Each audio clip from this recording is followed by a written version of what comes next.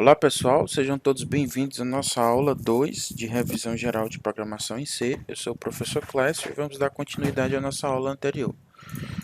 Bom, na nossa aula 2 nós vamos ver os tipos de dados ou variáveis em C. Como é que isso acontece em C?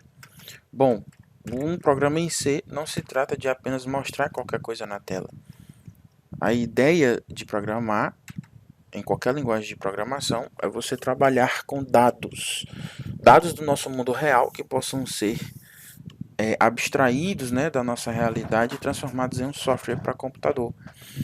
Então, da mesma forma como eu manipulo dados na nossa matemática, eu também posso manipular esses dados através de programação. Bom, nós temos alguns tipos de dados chamados tipos primitivos de dados em C. Int, char, double e booleano, né, para verdadeiro ou falso. Ainda temos um outro tipo chamado float. Nós vamos trabalhar com alguns tipos de dados mais simples, tá bom? Para o nosso primeiro entendimento. Depois trabalharemos aí com outros tipos de dados para vocês começarem a pegar a ideia da coisa. Bom, se esses tipos de dados representam dados do nosso mundo real.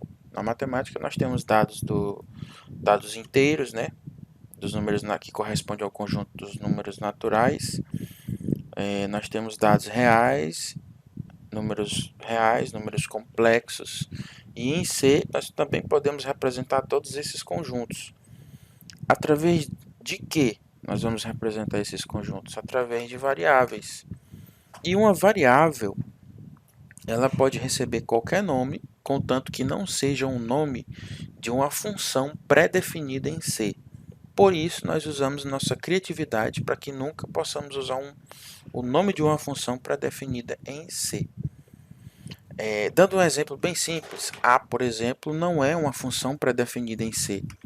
Então, eu posso usar um A como uma variável inteira e inicializar ela com um valor qualquer inteiro. O que determina se essa minha variável é de fato uma variável inteira é eu especificar o tipo dela antes, tá? Então, eu posso fazer isso de duas formas. Eu posso simplesmente especificar o tipo da variável A como inteiro, finalizo com ponto e vírgula, e depois eu uso um operador de igualdade, que é chamado de atribuição, para atribuir um valor qualquer à minha variável. Aqui nós temos uma declaração simples de variável. A minha variável é do tipo inteira e o valor que a minha variável A possui é o valor 9. O que corresponde isso de fato na realidade computacional? Eu reservei um espaço de memória e nesse espaço de memória contém um valor. A representação desse espaço de memória é a letra A e o valor que contém dentro desse espaço de memória representado por A é 9. Em curtas palavras, toda vez que você cria uma variável, de fato, ou você irá colocar alguma coisa lá dentro dessa variável, ou ela já poderá conter alguma coisa como conteúdo porque você especificou. Então,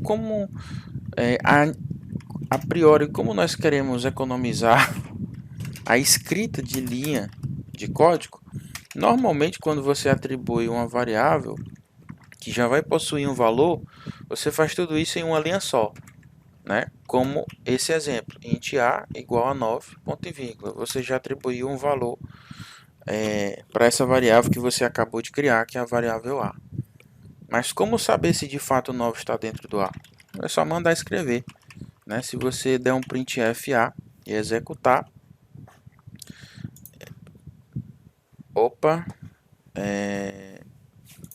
isso só dá certo em Python, tá, gente? Desculpa. Em C é diferente. Em C você tem que especificar a escrita dessa variável através do %d, né? E depois só assim especificar o valor de A, né? Foi até bom acontecer isso, né? Porque quando acontece um erro de código, o compilador sempre lhe diz qual é o erro que está havendo ali, né? Vamos ver se agora vai dar certo, ó. Sinalzinho de porcentagem D, que representa números inteiros e decimais, né? Vou executar, agora sim ele imprimiu o valor 9, ó. Nós podemos representar isso apenas dessa forma? Não. Alguns programadores facilitam o máximo possível para quem vai visualizar o seu código o que de fato é aquilo ali que está aparecendo na tela com o texto.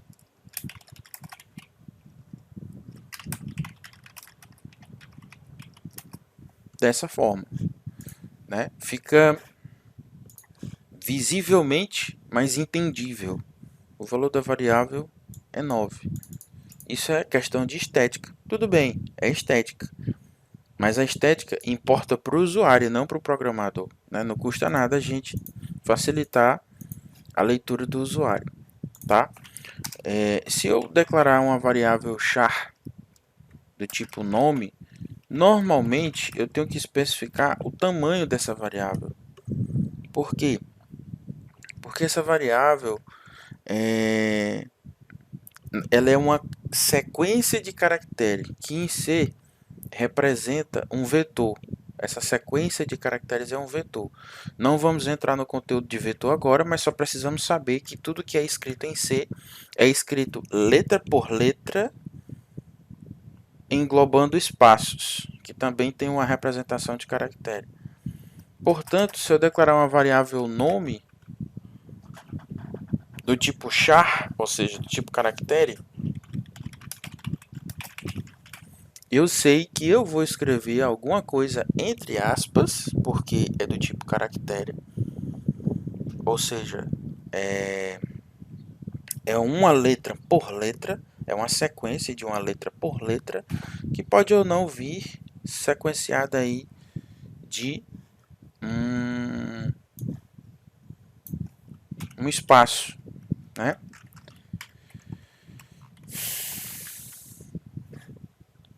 E para escrever uma sequência de caracteres, normalmente a gente representa com a letra S. Tá aqui, ó, uma frase qualquer. O conteúdo da minha variável agora não é mais um número, e sim uma sequência de caracteres. Para escrever essa minha variável, perceba que eu apenas usei o nome dela, eu não precisei especificar o tamanho do vetor dela, tá? O nome dela, o nome da variável é nome. Eu preciso especificar o tamanho apenas na declaração, porque ela precisa ter um limite de escrita dentro dessa variável nome, tá certo?